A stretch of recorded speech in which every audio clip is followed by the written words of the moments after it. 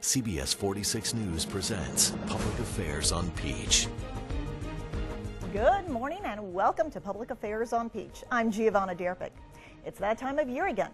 The 2017 session of the Georgia legislature begins in just 2 days.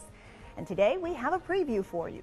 Steve Henson is Minority Leader of the Senate Democratic Caucus. We also plan to have a Republican with us, House Majority Whip Chris Coomer. Now, unfortunately, he canceled at the last moment. But next week, we're going to bring you the Republican point of view of what's ahead for the legislature.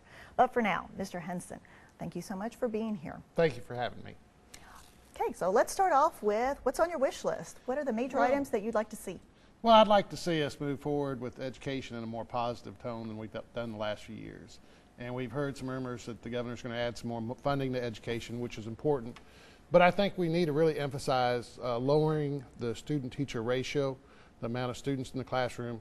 A few years ago, or last year when we were talking about, and the year before, talking about the plan that got derailed by the public, the school takeover bill, or OSD, we talked about community schools, and that's something Kentucky did where they offered resources to schools that were failing. And that's really what we need to do. We need to go and offer the kind of help, tutoring, counseling, and getting parents involved in those schools that are failing. And we can turn those schools around. So we need to focus on education. Last time we gave teachers a pay raise, we didn't mandate that it had to go to the teachers. The school systems had other needs. Sometimes they didn't get the money. We need to do an educational pay raise for teachers that goes to the teachers. So we need to focus on that. So education's one of our big priorities, always is. We know in higher education that more and more students are having a hard time paying for education. The Hope Scholarship's not going as far as it used to. So we need to put general funds in education to keep tuition from going up, decrease the increasing amount of debt that students have, and make the lottery monies go a lot further. Okay, so education, you were talking about paying for it. How do you think that we'll be able to pay for it? Because obviously people want better schools. We want our teachers to be paid well, but somebody has to come up with the money for it. Yeah, well, several issues. One, we've had greater growth in last year than we thought we were going to have. We actually had more revenue come in than we thought. So we have some additional funds that we can put toward education. In this coming year, we see fairly significant growth, so we'll have more monies too that we can put in education. So that's one area. You know, at the legislature now too, we're talking about casino gambling. And if casinos happen, Democrats are for and against that, as I think Republicans are, making sure that money goes to the right place, which hopefully would be education. Okay, you touched on casinos, which is going to be a hot topic, but there's also another hot topic, guns. Now, Governor Nathan Deal had vetoed the bill last time, the campus carry bill that passed last session. But it appears that supporters are going to bring it back. Let's have a look.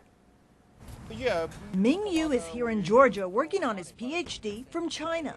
He's never been a crime victim, but he supports the so-called campus carry bill. So I think if the student is allowed to carry the weapon in the state, so they should be allowed to carry their weapon in the campus. He'd heard about crimes last year involving Georgia Tech and Georgia State students on or near campus.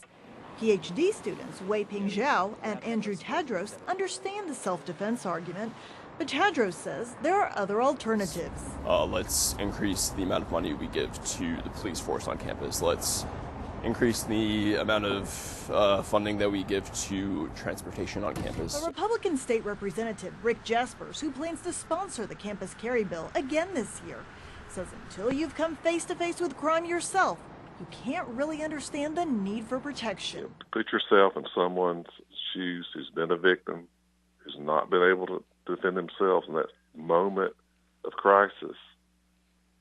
I think you change your mind pretty quick. Still, Zhao talks about bars and alcohol near Georgia State schools and what that could mean for guns in students' hands. When you get semi-intoxicated or when students get really stressed during exam week, I think we're not always in the right mind to make the perfect decision. Even though they say it's a complex issue, both Zhao and Tadros don't see themselves seeking a permit for a concealed weapon.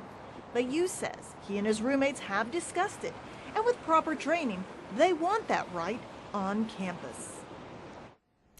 And Democratic Representative Keisha Waits told me that Georgia can now turn its campuses into the wild, wild west. So, Senator Henson, what do you say about that? Well, last year the bill had a lot of flaws, and what some of those students didn't understand was it didn't apply the carry permit to under 21. So you're actually letting other people on campus to carry guns while most of the students won't have guns, which may be, a good thing.